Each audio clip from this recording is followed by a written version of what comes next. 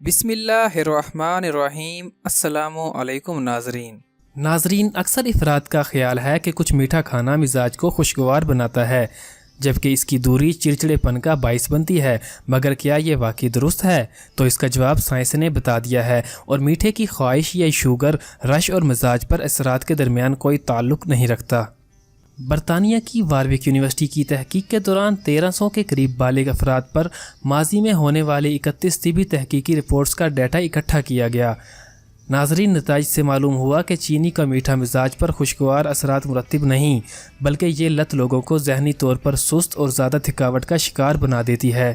محققین کا کہنا تھا کہ یہ خیال کہ چینی کا استعمال مزاج پر خوشگوار اثرات مرتب کرتا ہے دنیا بھر میں بہت مقبول ہو چکا ہے، اور یہی وجہ ہے کہ لوگ میٹھے مشروبات کا استعمال ذہنی طور پر زیادہ الرٹ ہونے یا تھکاوٹ سے لڑنے کے لیے کرتے ہیں۔ اس تحقیق کے دوران محققین نے چینی کے مزاج پر مختلف اثرات جیسے غصہ، ذہنی ہوشیاری، ڈپریشن اور تھکاوٹ وغیرہ کا جائزہ لیا۔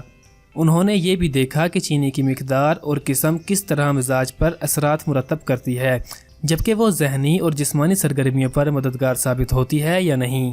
ناظرین، انہوں نے دریافت کیا کہ میٹھا کھانے سے مزاج پر کسی قسم کے مثبت اثرات مرتب نہیں ہوتے، چاہے لوگ جتنی بھی چینی کھا لیں۔ انہوں نے یہ بھی دریافت کیا کہ در حقیقت یہ لت مثبت کی بجائے منفی اثرات کا باعث بنتی ہے، کیونکہ اس کے نتیجے میں لوگ زیادہ تھکاوٹ کے شکار اور ذہنی طور پر کم ہوشیار ہو جاتے ہیں۔